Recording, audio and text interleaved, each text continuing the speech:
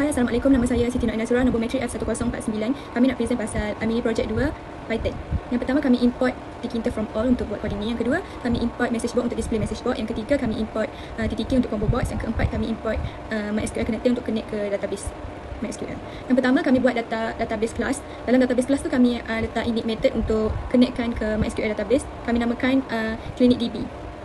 Yang kedua, login function. Login function ni kami buat untuk semak sama ada username dan password tu dah ada dekat table login ataupun tak. Kalau ada, user tu boleh login macam biasa. Yang ketiga, register account function. Seterusnya, register account function digunakan untuk daftar user baru. Kena masukkan username dan password ke dalam table login tu lah dan commit supaya data disimpan dekat database. Yang keempat, add patient. Add patient ni membolehkan user untuk tambah maklumat pesakit. Contohnya macam nama, jantina, diagnosis penyakit dan disimpan dalam table patient. Yang kelima, get patient. Get patient ni digunakan untuk ambil maklumat seorang pesakit berdasarkan ID yang dimasukkan tadi. Kami menggunakan select all from patient where ID pesakit yang user masukkan tadi. Yang keenam ialah update patient function. Update patient ni untuk kita update maklumat pesakit tu. Contohnya nama, umur, jantina, kita nak update yang baru ke, kita boleh update menggunakan ID pesakit. Yang ketujuh ialah delete patient function. Delete ni untuk delete maklumat pesakit. Kita cari ID pesakit, lepas tu kita boleh delete dan dia akan auto delete dekat table patient. Yang ke-8 ialah schedule function. Schedule function ni digunakan untuk jadual appointment pesakit. Kami akan simpan ID, tarikh dan masa appointment ke dalam table appointment. Yang ke-9 ialah close function. Selepas semua operasi function tu selesai, close function ni digunakan untuk kita connect dengan database. Okey, seterusnya kami menggunakan kelas clinic apps. Kat dalam tu ada init method. Yang pertama, dalam konstruktor init tu kami sambungkan dengan database kelas yang tadi. Kat situ juga ada tajuk, ada root geometry. Seterusnya kami panggil show login untuk display screen login sebagai main screen lah.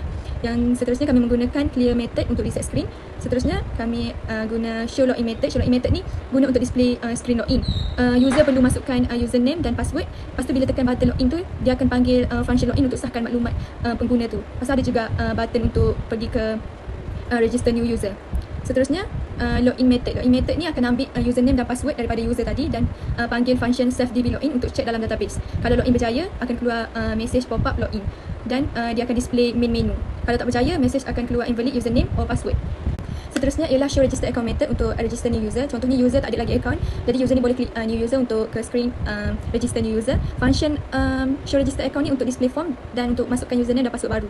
User boleh daftar account baru dengan klik button register.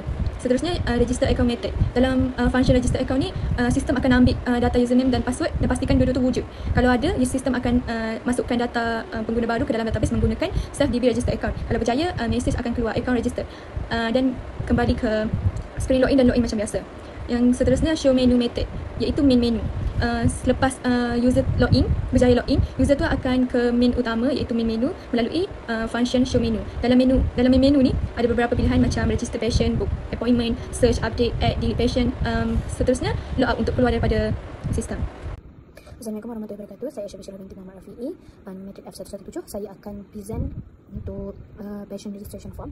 Berikutnya adalah untuk dev show register method ni, dia akan paparkan, dia akan clear previous screen. Lepas tu dia akan display registration form dengan ada full name, age, gender yang ada di button tu. Lepas tu dengan diagnosis. Lepas tu dia ada register button dekat bawah. Untuk register method pula, dia mengambil data yang dimasukkan dalam borang tersebut. Lepas tu semak semua ruangan yang diisi. Lepas tu menukarkan umur kepada integer. Dan jika semua maklumat betul, data tu akan dihantar ke fungsi self.db.patient untuk disimpan. Lepas tu akan keluar pop-up message yang berjaya ataupun error jika ada masalah. Assalamualaikum warahmatullahi wabarakatuh. Nama Sharifah Damia. Nombor matrik F1097. Okay, saya akan present untuk soalan nombor 3, book appointment. Okay, first dekat sini, dekat form tu nanti dia akan ada label book appointment. Lepas tu dia akan ada label patient ID and user kena masukkan lah dekat dalam text box tu. Lepas tu nanti ada label untuk tarikh, kena masuk ikut tahun, bulan dengan hari. Lepas tu next masukkan masa, kita orang guna combo box. So nanti user just pilih lah ikut yang list-list yang dah ada dalam combo box tu. Lepas tu lepas user dah masukkan tu, nanti ada button book appointment. So nanti user boleh tekan book appointment tu lah. Lepas tu untuk method book ni, kita orang declare dulu untuk setiap patient ID, date dengan time tu. Lepas tu kalau user dah masukkan semua detail tu, dah fill semua dah, dia akan keluar sukses, appointment book successfully. Lepas tu kalau user tak masukkan salah satu, contohnya macam tak masukkan masa ataupun tarikh, dia akan keluar message box error, please fill in all fields. Lepas tu kalau user masukkan patient ID tu selain pada number, dia akan keluar message box juga, error, patient ID must be a number. Hai, Assalamualaikum. Nama saya Nazatul Insyirah. Untuk part saya akan terangkan macam mana proses search, delete dengan update. Untuk setiap proses kami dalam coding, kami membuat satu function bagi setiap proses tersebut untuk kami mudah mengenal pasti proses ini yang mana, proses ini yang mana. So dekat sini saya membuat satu function show manage patient, which is untuk manage patient lah, macam add, delete dengan update tu. Okay, untuk GUID tersebut saya membuat satu label untuk manage patient ni, macam satu tajuk lah untuk dekat form tu, which is tajuk besar dekat atas manage patient, and then satu lagi label untuk enter patient ID untuk kita, untuk user enter patient ID tu, and then ada button search dekat bawah tu untuk dia tekan search, which is dekat bawah tu dia akan display nama, umur dengan gender, and then dengan diagnosis pesakit tu. Okay, next untuk label name. Dekat bawah name tu kita ada satu process entry kan, which is untuk input something. So dekat situ saya buat satu process entry tu untuk proses update sebenarnya, which is kalau pesakit tu dia tersalah masukkan nama dia, contohnya macam dia masukkan nama Nazatul Insyirah but her true name is Siti Nur Aina Zurah, and then dia boleh entrykan dia punya real name tu dekat situ, and then dia boleh tekan action update dekat bawah tu.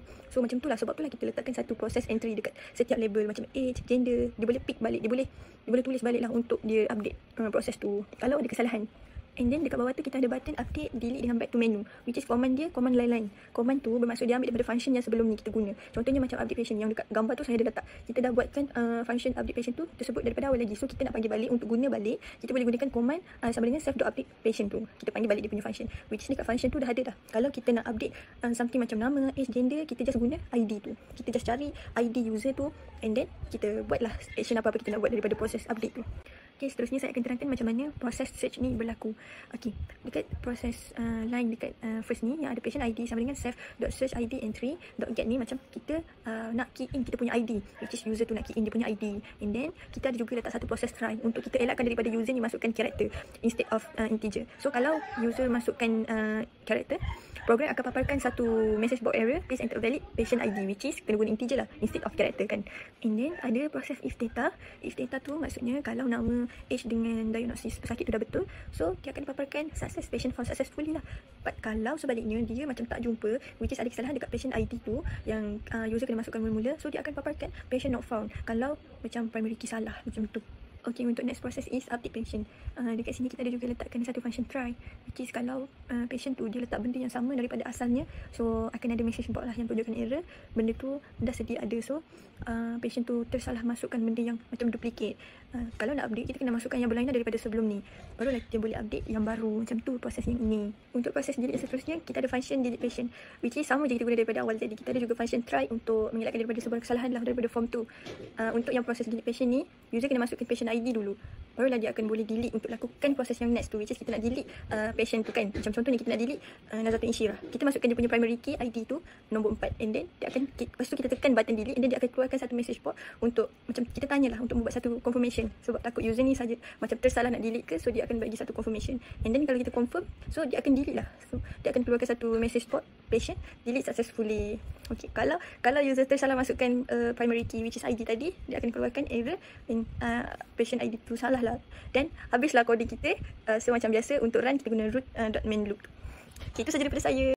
Okay, ni adalah output projek kami. Yang pertama, login. Login ni untuk user login macam biasa. Kalau user tu tak pernah login, so dia boleh pergi dekat register account dan dia akan display new user. So user tu boleh masukkan username, password dan register. Lepas tu dia akan automatic masuk dekat database SQL lah, iaitu name, password. Lepas dah register, user boleh login macam biasa dan dia akan display main menu. So okay, next adalah untuk output untuk register new patient. Patient perlu isi form ni dan tekan button register dan akan keluar message box dan data tu akan disimpan dekat database. Jadi ini adalah output untuk register patient. Dia akan keluar macam ni.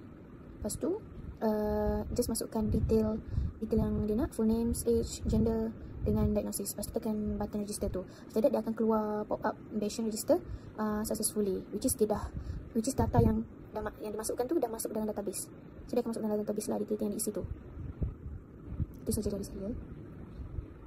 Okay, next untuk output book appointment ni. So bila dah register account, dah login apa semua tu, nanti untuk nak book appointment ni, dia akan first kali user akan nampak form yang gambar first ni lah. Kiranya dia akan keluar book appointment, patient ID yang macam saya cakap yang untuk kod tadi tu.